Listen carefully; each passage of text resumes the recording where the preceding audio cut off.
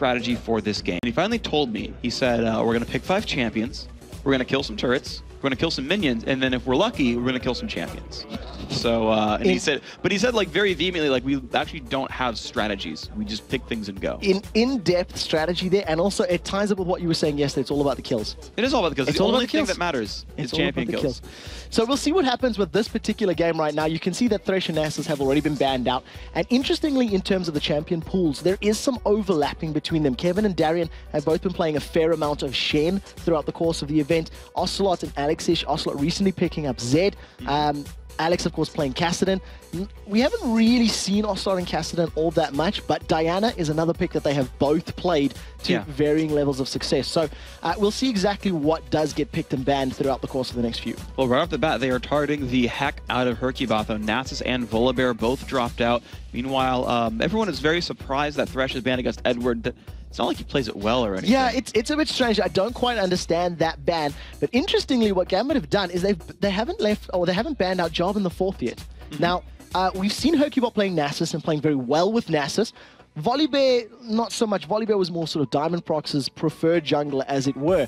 But yesterday and for previous weeks, Hercubot's Jarvan has been very, very good. Ocelot fiddled with it in the middle lane, but it didn't really work out for him all that well. And of course, as we get the final ban in there for SK against Gambit, those are pretty much the 3 bans I would expect to see against Gambit, like literally every game, unless you wanted to first pick one of those 3. Yeah, so true. You know, it's just really, really powerful champions. The fact they can... The effect that they will have on a game, if given to the right players, is very, very powerful. And like we were saying, Shen, just one of those hotly contested picks, most likely going to be given to Kevin in that top lane. He's had some very, very solid performances on Shen throughout the course of the season. But if anybody's going to know how to play against Shen and how to deal with him, it is going to be Darian. He's been arguably one of the strongest Shen players, I would say, probably with Kevin and with Wicked in the top lane with that ninja all season long. And right off the bat, you're actually seeing them choose what has a good chance of being that top lane counter lane. And they're looking at Elise right now. Of course, Misfortune is pretty much the champion that Genja plays every day, so no real surprise there. And we'll see what the pick ends up being for the top lane counter. Yeah, and you know what's another interesting thing about the supports? They're not really going to overlap all too much with the exception of something like the Lulu. You know, Lulu pick is one that Edward really likes running and is a big favorite, a big fan of. Candy Panda also enjoys playing Caitlyn. So we may see something like a Caitlyn Lulu being locked in here, allowing maybe the jungler or mid laner for the last picks. A couple of different choices, but Elise and Misfortune, we've seen Elise in many, many roles, and it's one of the powers that she has. Can go top, can go mid, can go jungle, can go support, as you know, Crepo has actually been using from Evil Geniuses. So not guaranteed to be top lane, but the possibility is definitely there because she's so incredibly strong in that particular role. And exactly like you said, Genja and Misfortune, she's got a very, very good KDA with her. Let's actually pull that one up. If you want to get all the statistics, it is, of course, on lolesports.com. Played 6 games, won 6 times, a KDA of 8.4. So I think Genja knows how to play with the redhead. A little bit of a flawless Misfortune. And actually, who was one of the first ones to bring it out back, I want to say at IM Kiev as well, that and AD Kennen, where people were like, oh, yeah, by the way, this is a champion that exists as competitive. And now, a little bit over a year later, it's obviously clearly back, and no one's surprised by the pick anymore. So, you know, again, a lot of great choices right there.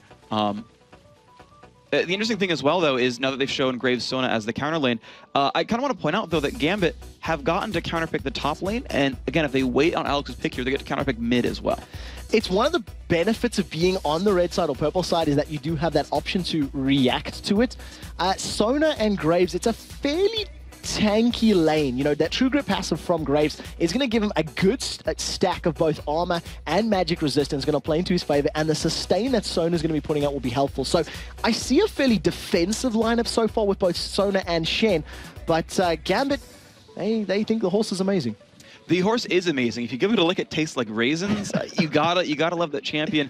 Now, we've seen AP Master Yi. Yeah, okay, that might have been a troll, but we've seen AP Yi picked back at IPL 5 to decent effect, actually, but he's not showing it yet. I believe Alex actually got a pentakill with him in that particular event, so has used it well. Not going to be picked here.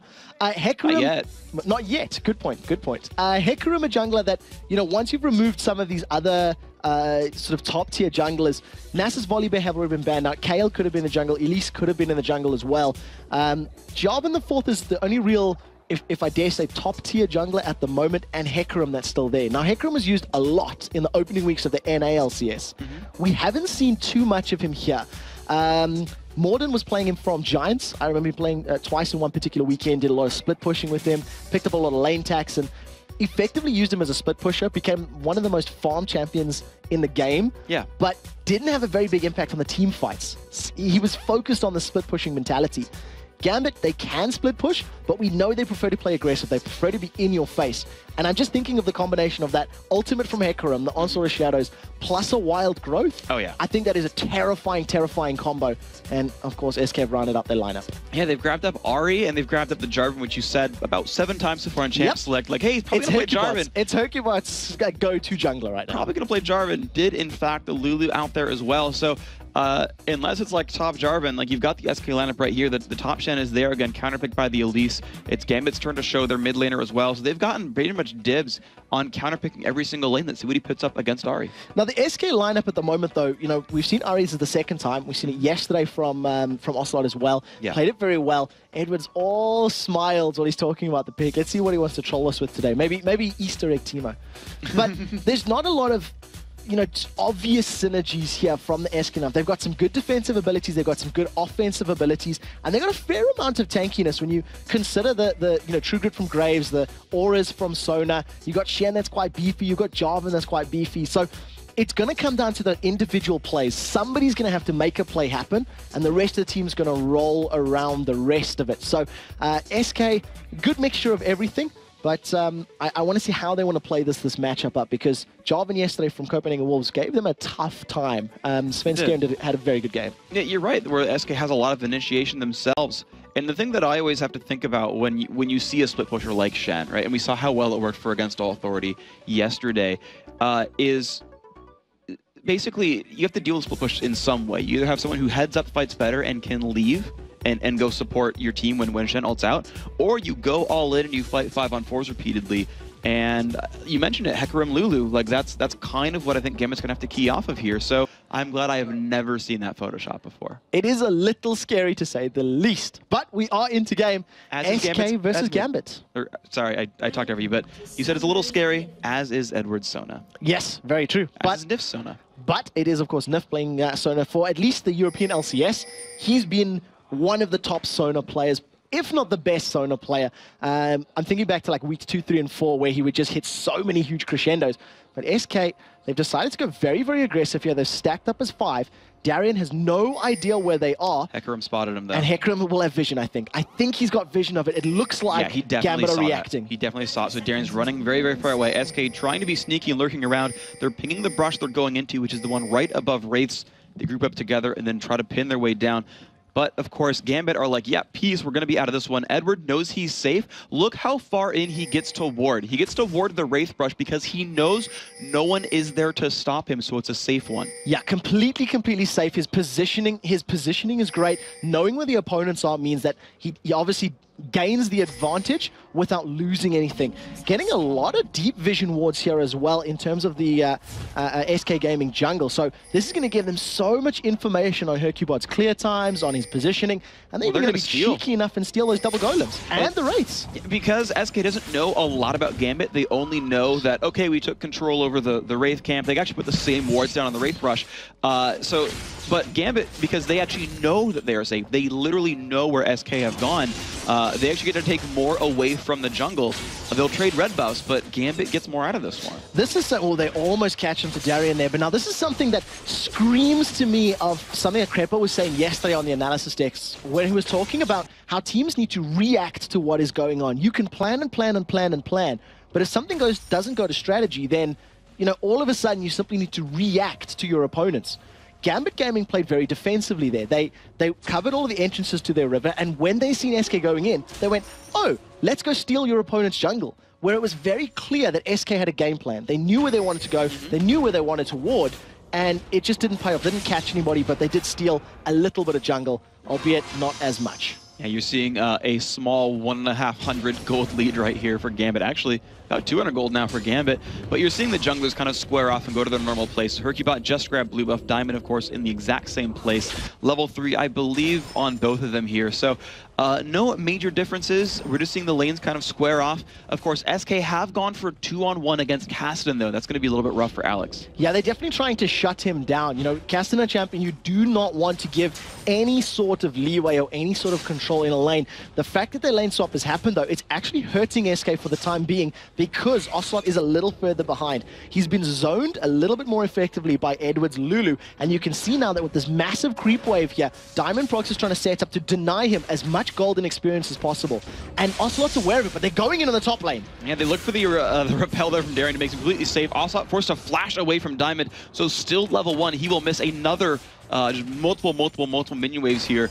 And that long lane just gave him so much room to zone him out. Ocelot still at 0 minions. That is rough for him. Now, Alex, it's just hit level 3, who lands a good charm onto Diamond Prox, but because he has no levels, no other abilities to work with. Diamond, they find Diamond in the top. He's been ignited. A lot of damage on him. First blood going over to Kevin. Great second dive right there.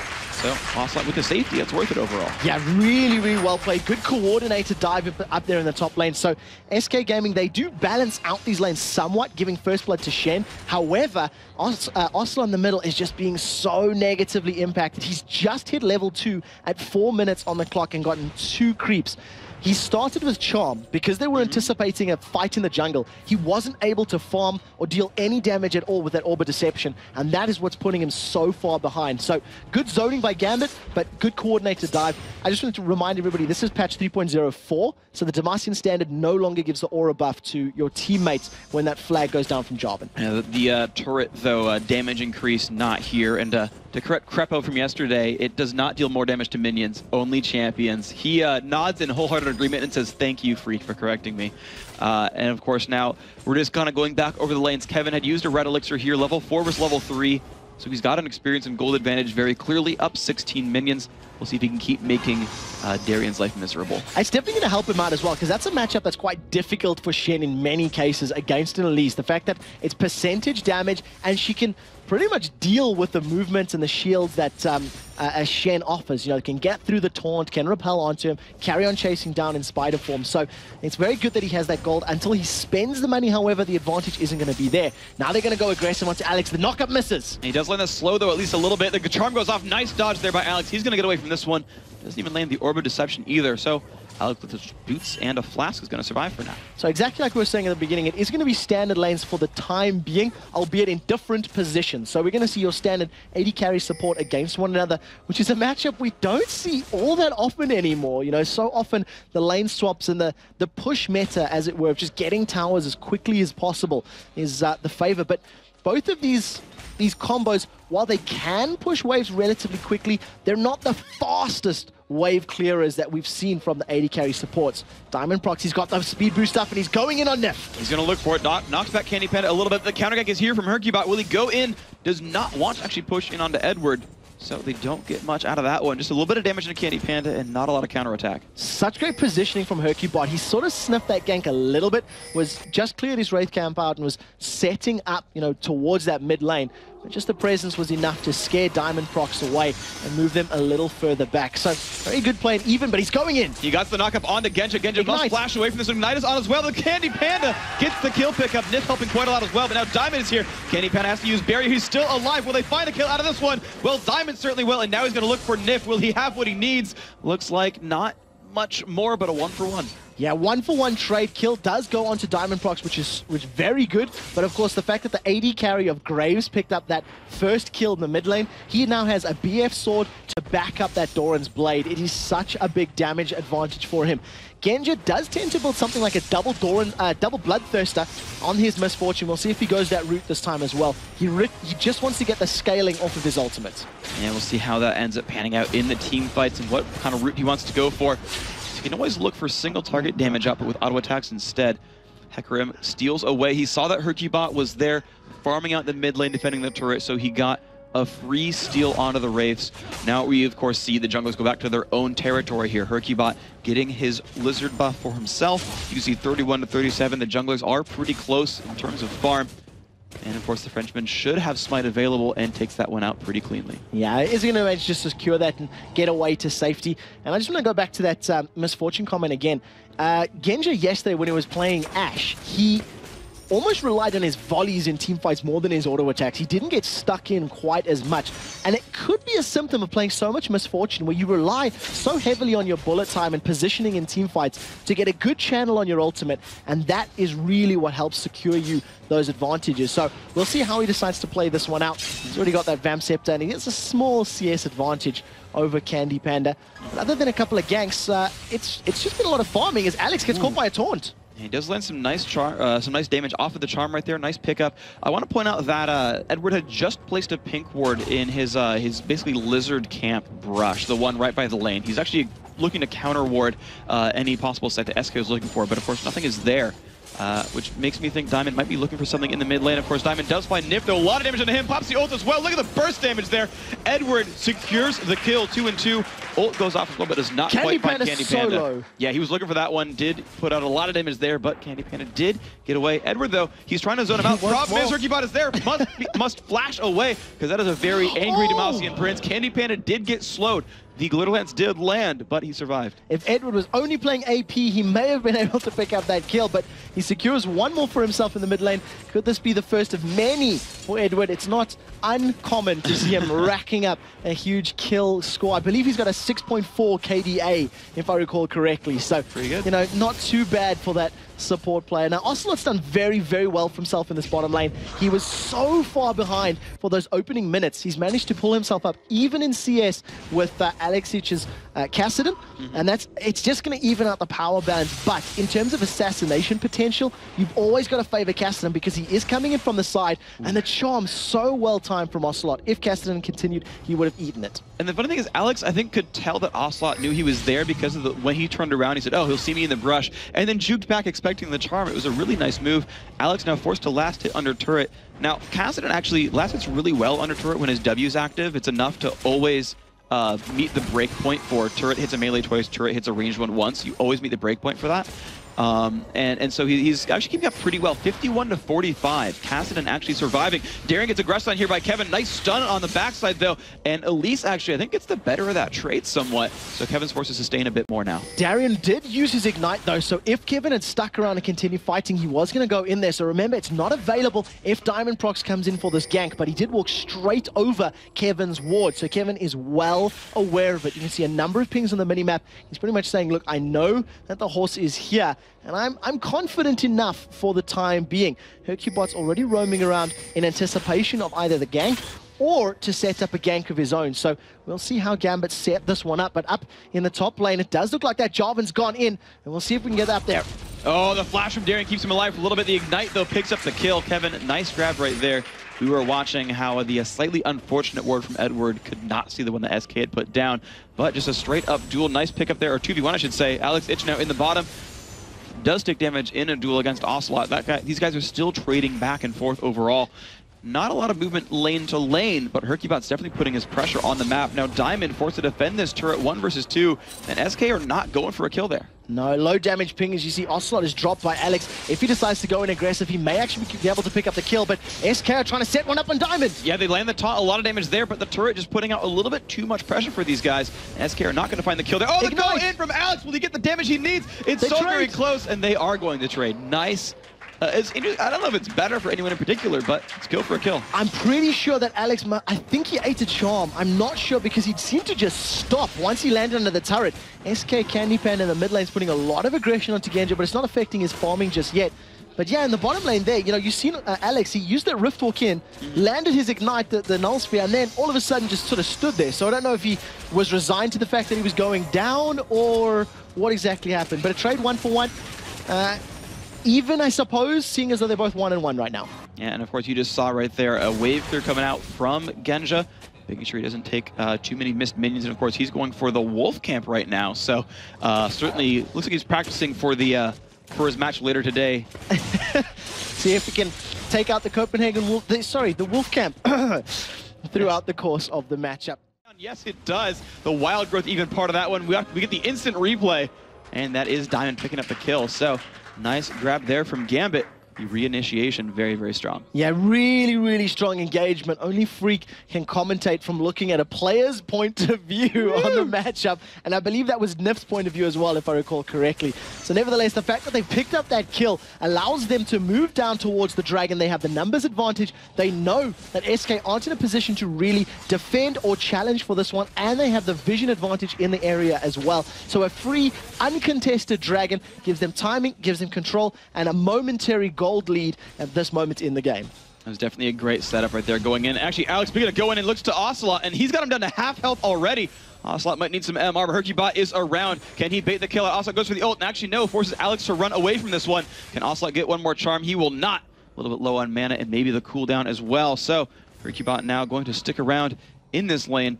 Definitely see that Ocelot is forced to run away. Does not have much magic resist to his name, so that is a painful situation. You fight a Kassadin. Yeah, the amount of damage that Kassadin puts down is just so high, and once that Null Sphere is at max rank, and you can see that even with the dashes from Ari, was unable to actually chase Alexich's Kassadin. Tried to get in range, unfortunately just went a little bit wide with that Orb of Deception, and couldn't even get in range for the Foxfire to go off. So, you know, good play from Alexich in positioning. He did get away from the counter gank even after eating the charm at the beginning, but for the time being, he's relatively safe. Now, Diamond Prox sniffing the middle lane. Tower goes down, he knocks Nif back. He doesn't have that Onslaught of Shadows available for that CC, so unfortunately cannot continue that gank pressure. Even though SK is right up to the turret, they couldn't quite get the kill out of it. So we're going to see Genja go back to the base. Hercubot grabbing his buffs one more time throughout the map. This is going to be his golem, it seems. And it's interesting because we're not seeing the sort of standard AP mid players get their own blue buffs, because you're seeing them basically sit at the bottom lane and not leave, and the junglers over and over and over again just grab them for themselves. Yeah, it's different to what we usually see in terms of that play, especially when you consider how much Ari and Kassadin can benefit from. Candypan is going to try steal. Collateral damage comes out, but it is a little late because the burst damage from Riftwalk was too high.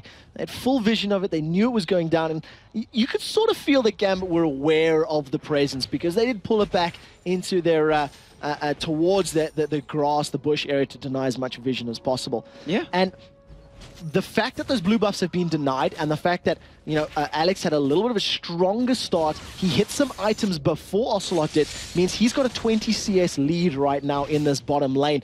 He's also had a little bit, Ocelot's had to deal with a little bit more gank pressure from his opponents. That's true. What that's meant is that up in their top lane, Kevin's Shen has managed to go 2-0 against his lane opponent, also thanks to some help from the SK team. So it's a clear focus that SK want to try and detract from Elisa's farm and focus on feeding Shen, whereas Gambit are trying to focus on Ocelot and his Ari a little bit more. And of course that plays in, and it makes so much sense too, because SK's game plan is about Kevin split pushing, and they're making Kevin get ahead here.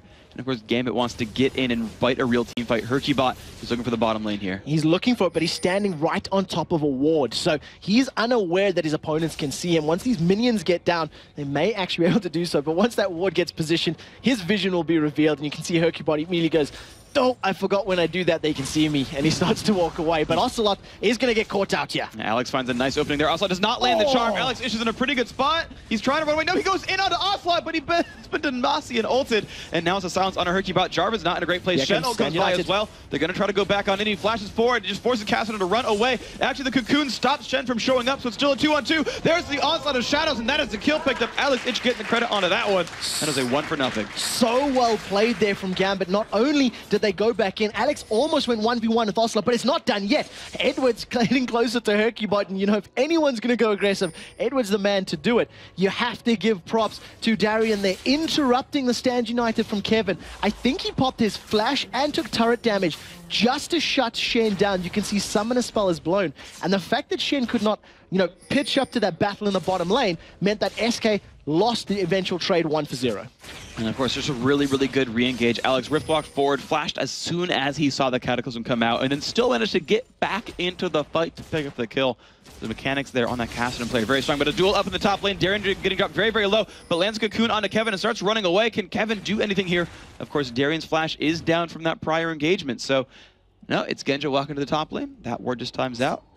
Kevin's gonna go back to farming. Yep, Scout farming Shen. Who would have guessed? You know, weird, right? He's just doing the best that he can to work towards that Warmog. He's already got that Giant's Belt Ruby Crystal and the Rejuvenation Bead in his back pocket, so he shouldn't be too far away from securing that. I just want to see what Genja's going to be building next. He has his first Bloodthirster completed. He started with 6% lifesteal coins. Alex thinks he can take this one. Does he have enough damage? He's certainly looking for it. He's playing like he does. The taunt comes in. That's going to be so much damage on Alex's Ripwalk is still down. Will it be enough? There's a force pose as well. Kevin, oh, he does pick up the kill first, but Alex does go down afterwards. So Alex trading again underneath the turret. He had enough damage to pick up the kill, but a very, very good taunt from Kevin with the damage reduction and the CC that offered. Bought, I think, 2 more turret hits onto Alex, which would have been the difference between life and death. So a good taunt managed to at least, you know, give him 1 in reply or 1 back. But I'm going to have to see if Alex keeps doing that throughout the game, because he cannot afford to just keep dying every time he tries to dive and pick up a kill. It's true, you end up losing out on a lot of experience when you're not farming minions and whatnot. Ocelot pushing out the bottom lane in response, and of course, no one is there to clean up those minions that get pushed out. So you're seeing what happens when, you dive like that. Genja's being run to the bottom lane right here to try to pick that up. Alex Ich with home guard boots trying to do the same, so Genja turns around, using Strat to get back to the mid lane. But let's recap so far, guys. This game is pretty much neck and neck. We're 19 minutes in. Gambit have pulled a narrow 1-kill lead. They've got +1 Dragon as well, but the turrets are equal. And you're seeing different styles anyway from these teams, so gold is not even the most important, Factor. tool of who's winning. There you go. Thank you, Factor. And interesting about that as well, you know, the fact that it's 1 tower to 1, 5 kills to 6. For anybody that did watch any of the NA games last night, there was one particular matchup where at 18 minutes on the clock, I believe 6 towers had been killed already for 0 deaths. It was just tower. It was like a tower defense game is what ended up happening. They traded like tower offense game. Whoa! And it was just back and forth tower killing. That is all they did over and over and over before finally First Blood came. So this is a matchup that is somewhat similar, but in the opposite respect. There's not been a lot of pushing, but Hercubot's found. Speaking of pushing, he's been pushed right down 6 feet under, and SK Gaming timed all their aggression right around the dragon respawn. They are there, and this will be SK's turn at an unanswered dragon. They do have Kevin's ultimate available. I would be surprised to see Gambit go in. Now there is some vision here, and Gambit are going to channel. There's the onslaught. And he gets it. The steal comes out for Diamond. Who's going to be doing what now? And it's the Shen ult coming by. Nif is low, forced to flash away. Elise is right there, takes a crescendo. The Diamond might go down first. They do pick him up. The horse is dead this time. Darian, now they're going for spiders. So many creatures going down, and the jungle is being wiped out. So they traded 2 for Dragon in that particular engagement, but the reason the Dragon got started in the first place was because Genja went down. So at the end of it, 1 for 3. In terms of gold, it still holds that sort of 2k difference, but what a smite steal there from Darian, using that onslaught of shadows to come in. And I think it just caught Hercubot by surprise. His smite is still available. He literally started singing that horse was amazing and forgot to press his summoner spell. Unfortunately, you cannot afford to do that. You can see the gold at the moment they're on screen, and it's pretty good numbers for both of these teams. Only, 1,800 separates right now. Alex Ich looking for the push onto Ocelot. The Riftwalk is going to be available. Here comes the sounds, the burst damage, the ignite. You are a very, very dead guy right there. Ocelot just falls immediately. Candy Panda here on cleanup duty, but Alex has the mana to escape. Will he have the damage? Look at that Riftwalk, though. It has a slow. His Riftwalk stacks are at 0, actually, so it's only a 200 mana cost. And he goes back in on the Candy Panda, lands the slow, but no one's coming to support him. Candy's really going in on this one. Finally out of mana now. Alex, he's not going to get anywhere near him. Alex is playing very, very aggressive. Now, that's not something new to everybody, but that particular engagement, that seemed like calculated aggression. The 2 previous dives that we've seen under the turret, less so in terms of calculated, because he died in both of those situations.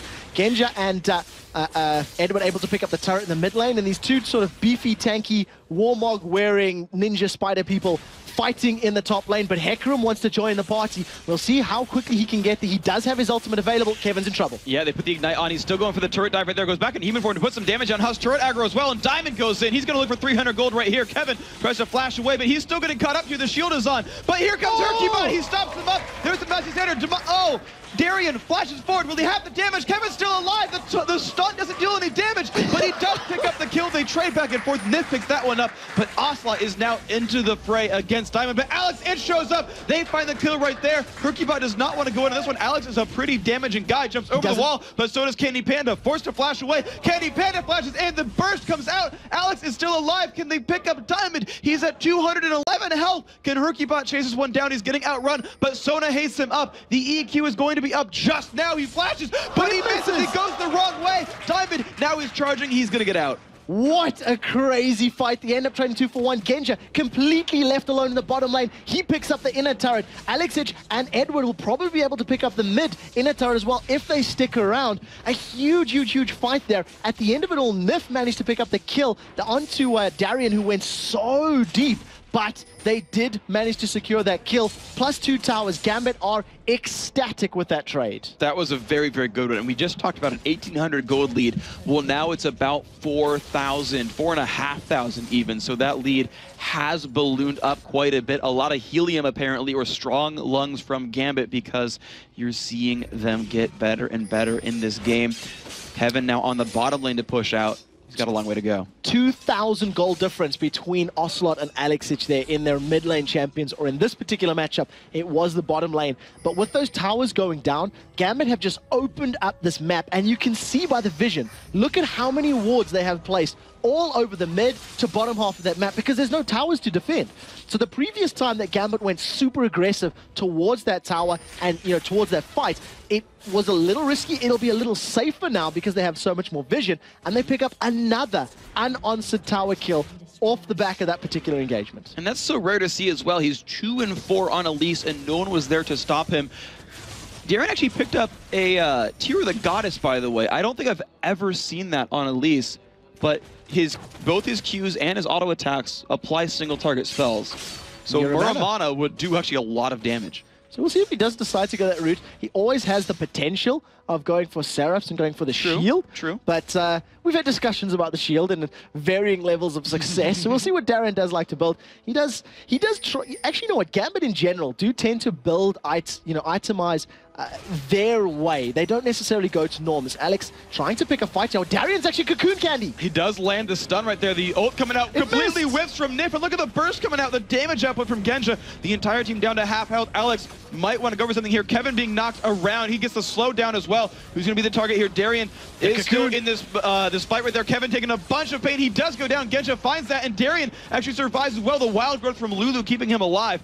And Gambit's going to run away with a 1-for-0. 1-for-0, but they managed to get the tankiest target down. Kevin joined the party a little bit late there, obviously because of the stand United. And once the rest of his team was falling behind, he was pretty much playing a meat shield. He wanted to tank as much damage as possible to buy time for his carries to escape. Unfortunately, the combined efforts of all the slows and, CC that Gambit could stick to him meant he did eventually go down in that trade. So again, 1-for-0. Gambit coming out just a little bit ahead, and they've extended that gold lead now to 6,000 gold, which is now a significant number. Now it's starting to show dividends in terms of itemization. It definitely is right here, and I just kind of want to point out, though, I'm looking at the various parts of the game. Of course, we see Gambit winning and winning and winning in these team fights. That SK, though, Edward is, he gets it though. Nice pick up there by Edward. But SK are still trying to play the split push game. I want to point to Kevin's items. He's starting on a wit's end. He's still trying to be able to duel against Darien and delay the game out. We'll see if that's actually going to be a possibility, because Chain Vests and the Tear of the Goddess for Darian's Elise. I want to see what he itemizes. If he goes for something like a Sunfire Cape, he can counter push quite effectively. Dragon has respawned. Edwin is a little bit out of position, so this is going to be a 4 versus 5 by the time Genja gets here with Strut. Can they steal another Dragon? Oh, no. It's going to be actually picked up by Ocelot. He gets it, and they find Diamond. That horse is taking so much damage. The shield is on as well. Nif taking a bunch of punishment. They trade 1-for-1. Where's it going to go to next? SK still 4 strong. Darien in the mix. Run away from Alex. The ult comes out. Bullet time dropping Ocelot low. He flashes out of that one. Hercubot's in the mix as well. The knockup from Lulu. It keeps Genja alive. Edward's in the mix as well. Candy Panda taking a bunch of damage. He's going to go down. Alex Itch finds another kill. That's them getting cleaned up right now. SK is going to fall over, and only Hercubot is alive. Gambit have put on their dancing shoes because they were all over the place in that fight. They were in and out and in and out and two-stepping left and right to dodge every bit of damage that SK Gaming were putting down. And that is why they come out of the fight 4-0. Every single piece of kiting ability that was possible was used. And you can see in the middle lane, Alex is just pushing towards the inhibitor turrets. And they are, and you're seeing how much pressure they have. Still 12 seconds left on most of the respawns here. Nif and Hercubot cannot defend the turret by themselves. Darian and Alex are going to take that one down. Will they go for the inhibitor? They've got 3 seconds still, and Alex, of course, he's got Rift Walk, so he's like, Sona, okay. This is Alex. He's going to stay as aggressive as possible because that's what he's been doing the whole time. Edward is positioning some wards for Baron, so you can expect Gambit maybe to start thinking towards that objective in the next couple of minutes. But again, we pointed out during that fight that Ocelot actually got the last hit on the Dragon. Smite was still available for Hercubot. He's missing those smites. That's a second Dragon engagement that we've seen go a little awry as far as his, last hitting smite is concerned.